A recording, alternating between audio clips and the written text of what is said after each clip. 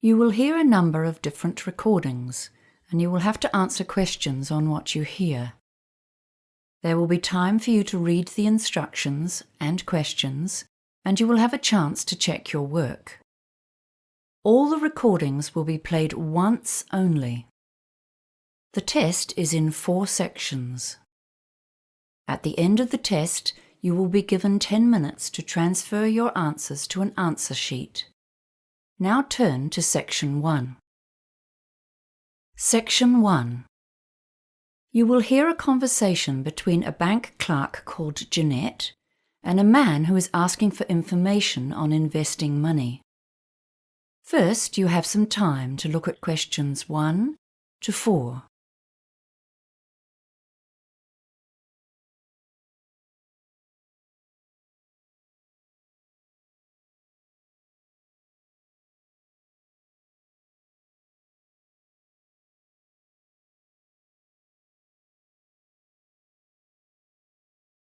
You will see that there is an example that has been done for you. On this occasion only, the conversation relating to this example will be played first. This is Citibank. You're speaking with Jeanette. How may I help you today? Hi. I'd like to ask a few questions about a term deposit. Certainly. Do you currently have any investments with us? The man is asking about term deposits. So term deposits has been written in the space. Now we shall begin. You should answer the questions as you listen, because you will not hear the recording a second time. Listen carefully and answer questions 1 to 4. This is Citibank. You're speaking with Jeanette. How may I help you today? Hi. I'd like to ask a few questions about a term deposit. Certainly. Do you currently have any investments with us? Yes, I do, but my term deposit is due to mature soon, and I've come to find out my options for renewing and extending it. I'm considering a range of different investments, to be honest, but I wanted to begin with the simplest option. Okay, sir. Well, before we begin, I just need to verify your ID. Can I have your name, please? David Marshall. That's M for mother. Arshall. Thank you, David. Now, I just need to ask you a couple of security questions. What's your mobile phone number? 023-561055. And your date of birth, please? 18th of February, 1968. Right. So I've got your account information in front of me. You've currently got $18,000 on a term of 180 days. That's at a rate of 3.45% per year or per annum. Okay, so what are my options? Can we start by looking at 1 and 2 year terms? We can do that. Let's see. Right. If we put it on a 1-year term, we can offer you a yearly return of 3.65%. And for 2 years, it's 3.7%. Oh no, hang on. Sorry, we have a special deal on that term right now at 3.85%. Okay. So what does that mean in dollars? Just one moment and I'll bring it up. Okay, so the total interest earned would be $657 for 1 year, and I'm just bringing up the 2-year figure for you. A 2-year term at 3.85% interest, that's a total of $1,412 interest on maturity. Right. That's about a $700 difference. Yes, a bit more actually. Okay. Oh, a friend of mine told me he gets his term deposit interest paid into his account every month. Do you have a monthly interest option? Yes, actually. We do offer that on term deposits, but only on investments of $20,000 or more. Before you hear the rest of the conversation, you have some time to look at questions 5 to 10.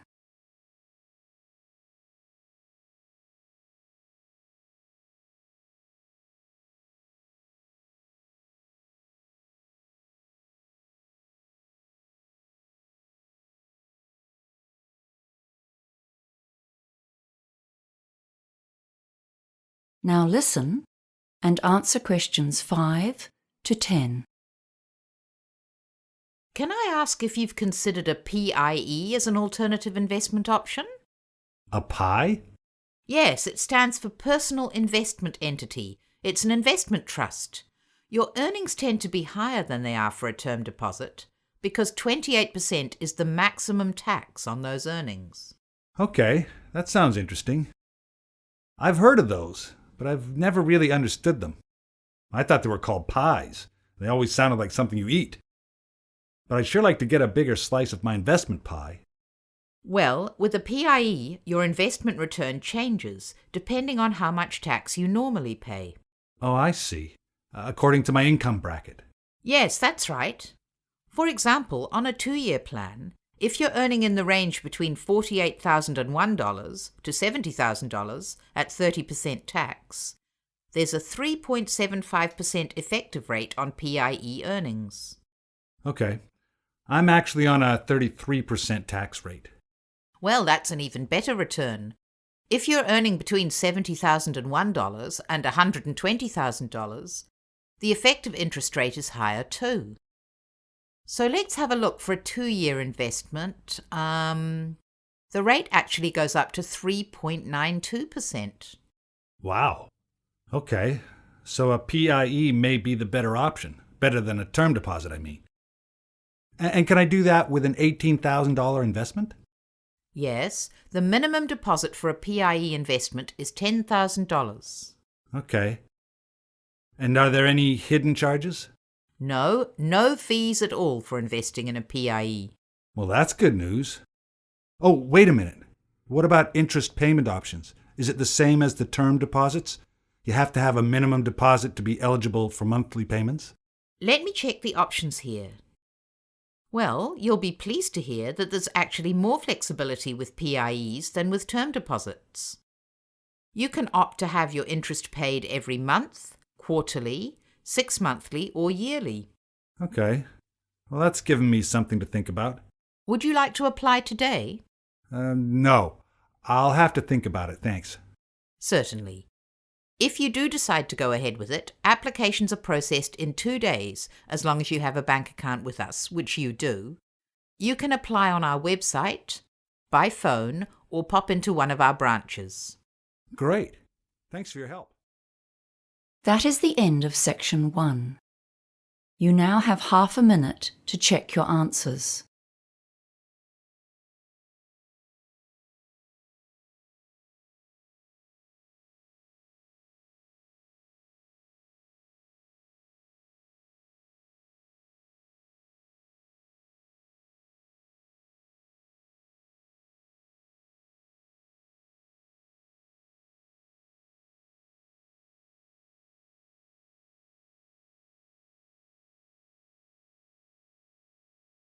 Now turn to section 2.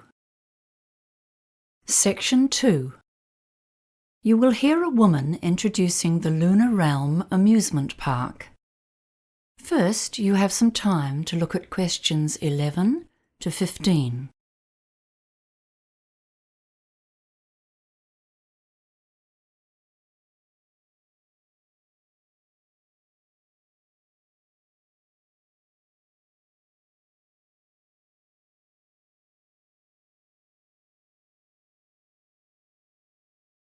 Now listen carefully and answer questions 11 to 15. Good morning, everyone. We're very pleased to have you here at Lunar Realm for our September Celebration Day. We have many smaller celebrations throughout the year for different events. I think it was 5 at last count. But the September celebration is a special day to honor the park's development, from tiny beginnings to the huge enterprise it is today. It's our most significant annual event. Come into the visitor center now. Over here, you can see a picture of the original park when it was under construction. The land was donated to the city in 1955 by the then mayor, Matthew Hardacre. But the park itself wasn't developed until 1979, and you'll notice it wasn't very big at that time. Then there was a huge growth in the 1990s, and we're still growing today. In the beginning, there were only a few small rides in the park. There were lots of other attractions in those days, including an adventure playground for younger kids. The kids loved the petting zoo with its farm animals, and in fact, that's the only attraction to have survived until now. We've still kept 2 of the original rides as an exhibit, but they're not in working order anymore. We're now one of the biggest amusement parks in the country. We've got an amazing range of amusement rides here, 43 in total this year. I think we're most famous for our roller coasters, aren't we? I guess you'll all have heard about the Hurricane. That's our oldest and most famous one.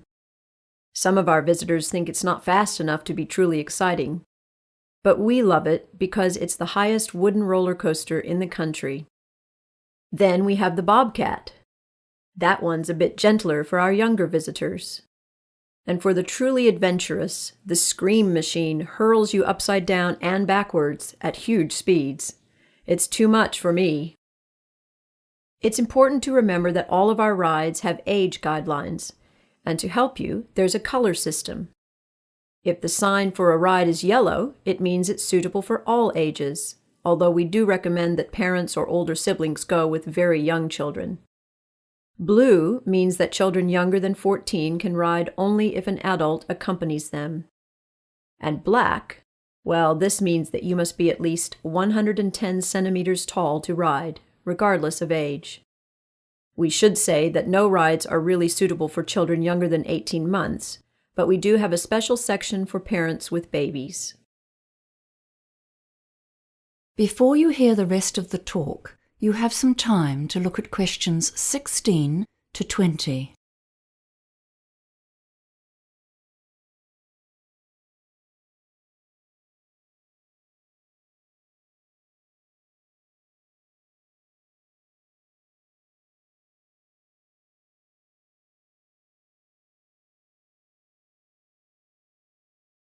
Now listen and answer questions 16 to 20.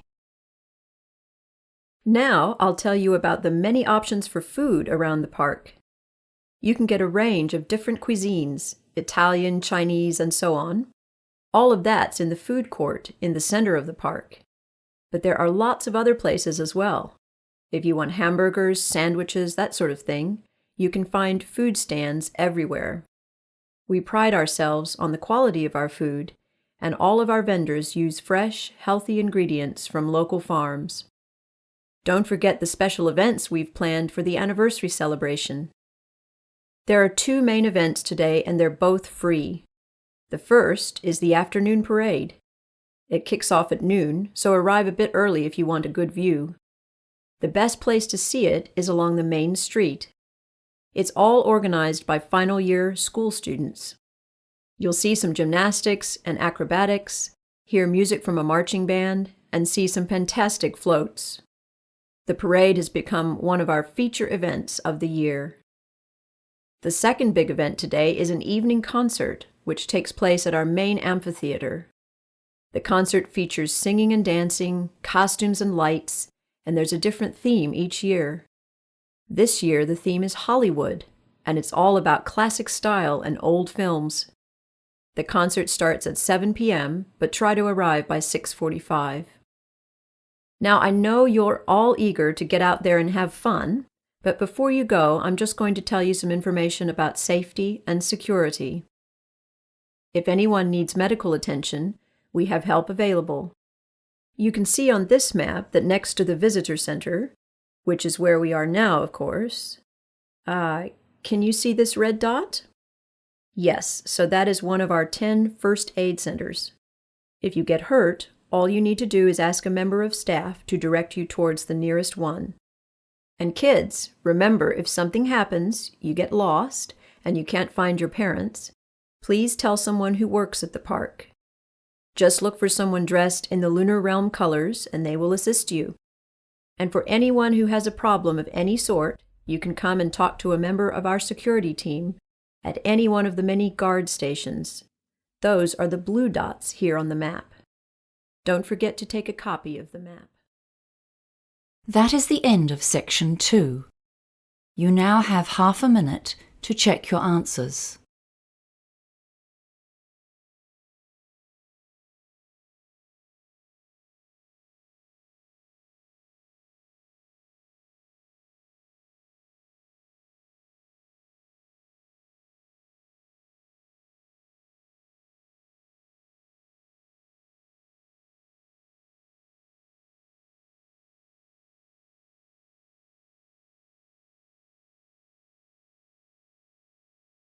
Now turn to Section 3.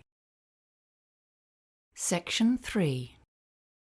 You will hear a conversation between a peer tutor and an engineering student who needs help with a project. First, you have some time to look at questions 21 to 24.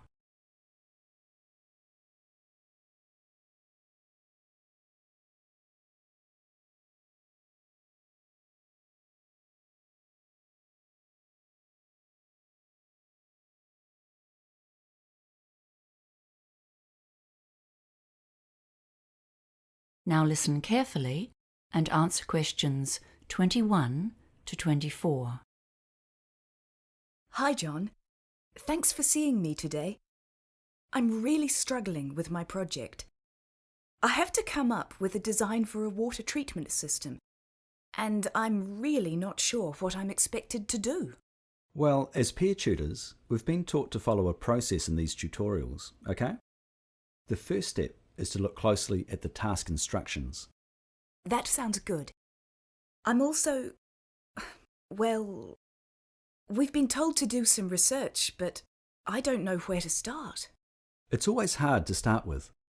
We've got about 45 minutes today. That should give us some time to go over it. Have you done much research before? No. This is my first project like this, and I'm really stressing out about it. I went to a seminar about research at the start of the year, but I've forgotten most of it. Well, that's fine, because the next step in our tutorial will be to consider some common research strategies that you can use to get started. With engineering, a lot of the projects you do are practical, so you can think about how you can access other people's write-ups of similar projects. Yes, that sounds useful. How do I find those? Well, there's always the online databases, but you need to know what search terms to use. So, can you think of any useful terms? Cameroon, I guess? And maybe grey water? Yes, good. But those might not give you many hits. What about the type of research? I've always found it helpful to search for case studies, you know? There's probably a whole lot of those on systems set up for other villages in developing countries that you could look at. I've got a couple here actually. They're on different topics, but we can look at the structure and develop some useful ways to focus your research. Is there anything else you'd like to look at today? I can't think of anything right now. That all sounds good. Great. Then the next step is to come up with an action plan. How long have you got? To finish the project? 4 weeks, I think. It's due on the 6th. Before you hear the rest of the conversation, you have some time to look at questions 25 to 30.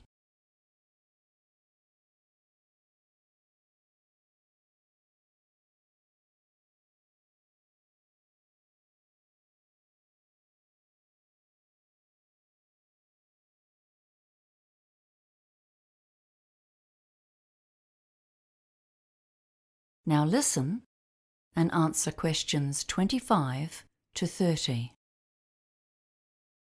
Right. Let's start with the project requirements then.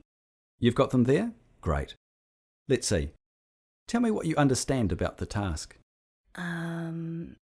So we need to create a system for grey water treatment so that we can minimise the strain on the overloaded water supply in a village in Cameroon. That's right. But I don't get the details about the type of system and what it needs to be used for. Okay. We'll come back to the type of system in a minute. It says here grey water. Have you learnt about grey water? No, I missed the lecture. Okay. So it's the water we use in our houses, but not in the toilet. The water that goes down the drains, not into sewage. It can be recycled because it's relatively clean. So what might the water treatment system try to do? Treat it and direct it somewhere else? Exactly. Why treat it? 'Cause... oh, right. I get it. 'Cause it's still going to have bacteria in it. That's why it needs to be treated. That's right. And then when it's treated, what could it be used for? Something else. Like irrigation in gardens? Yes, There are other practical uses too, inside the house. For toilet systems? Oh, what about for laundry? Yes, exactly. That's a good example. Okay, that's pretty clear now. Thanks. Great. Now, let's think about the type of research you might need to do. I'll need to look at different types of water treatment systems, so I know the pros and cons of each one. Good. Where would you look first? The internet? Yes, but be careful. Remember, you're likely to find a lot of biased websites. You know, manufacturers wanting to advertise their brands. It might be better to use the engineering library. I'm not too confident about using the library, to be honest. It's so hard finding the right resources. It's often about choosing the best search terms to put into the catalogue search field. Yeah, I try to do that. Like water treatment? That might be too broad. Grey water treatment systems? That's more like it. And you'll need to search for systems designed for residential, not commercial use. There's a big difference. I usually end up borrowing a massive pile of books, then get home and find they're useless. Try reading through the contents before you take them out. Flick through to relevant sections. Often it helps to read parts, not all the way through, but... Just to get the main idea. That's right. Oh, and I see this as an EWB project. Have you seen the website? It might have some exemplars of the winning designs from last year's competition. No, I saw that and didn't know what EWB meant. Engineering Without Borders is what it stands for. That is the end of section 3. You now have half a minute to check your answers.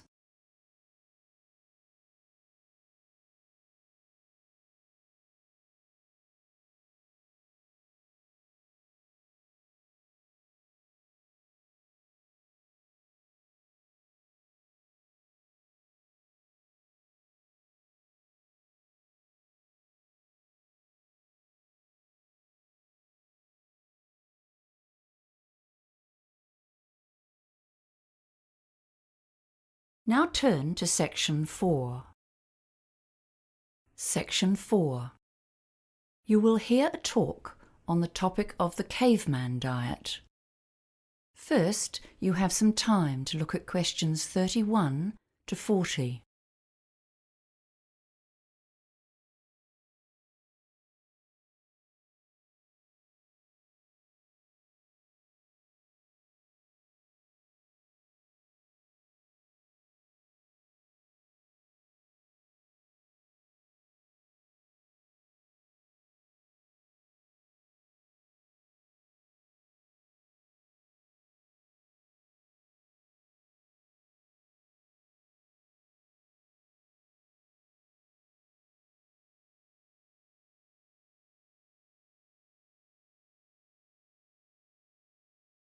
Now listen carefully and answer questions 31 to 40.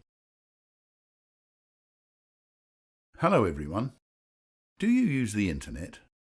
If I asked you what is the single most common topic for advertisements on the net, I suspect ads for weight loss would win hands down. After all, dieting is one of our current obsessions.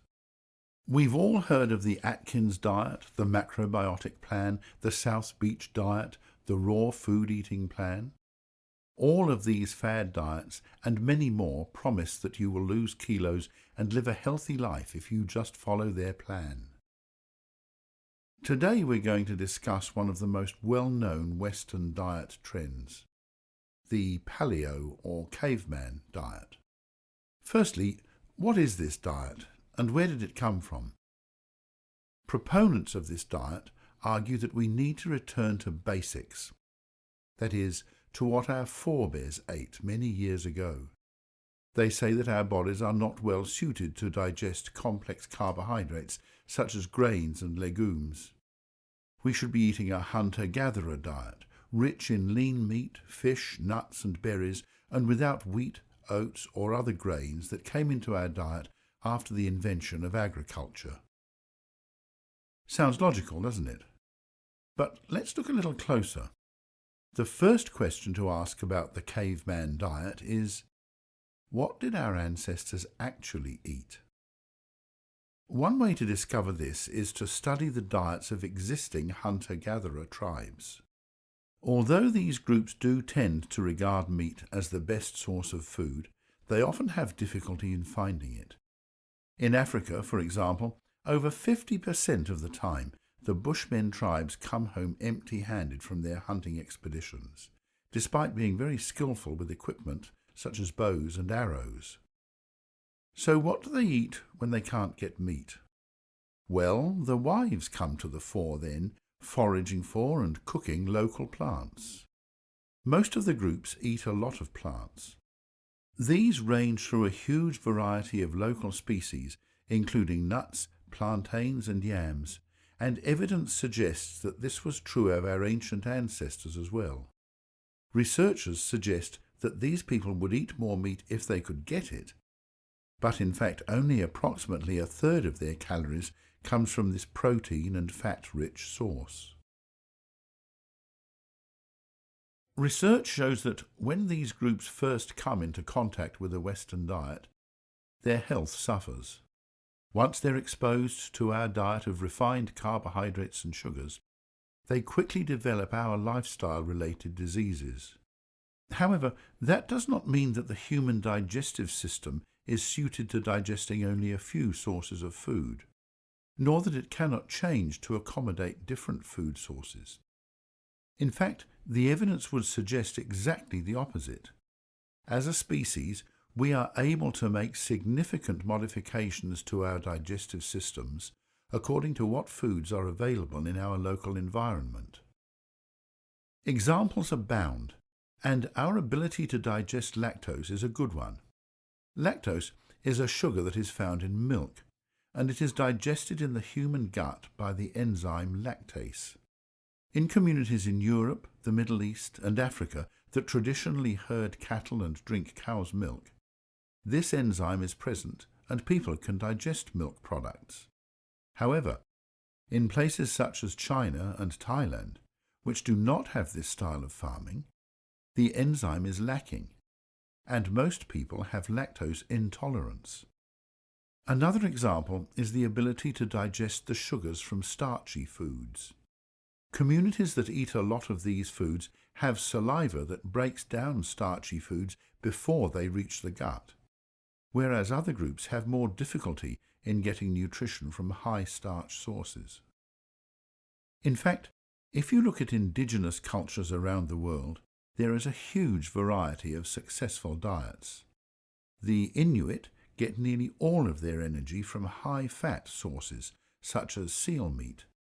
The Jains in India have religious beliefs which prohibit eating any living thing, including eggs, but which do, however, allow for the consumption of milk products. Other groups eat mostly fish or have an insect-based diet, depending on locally available sources of protein. So the idea that our caveman ancestors ate one homogeneous diet and that if we follow this we can all be healthy would seem to be an oversimplification.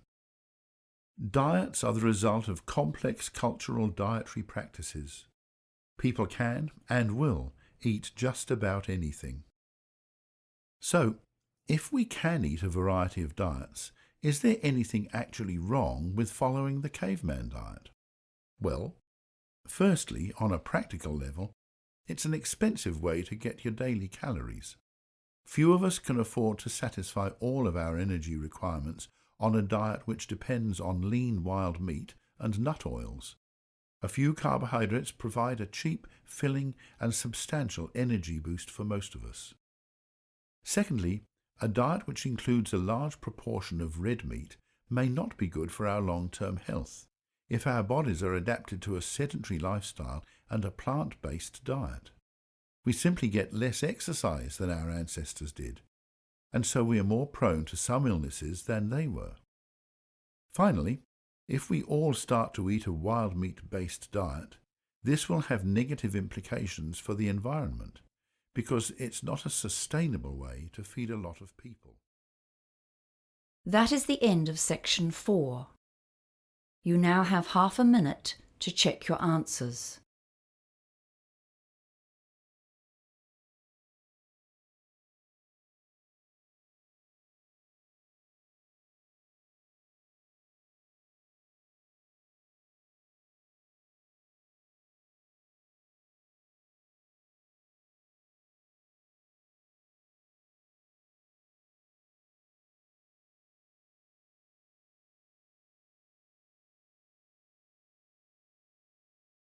That is the end of the listening test.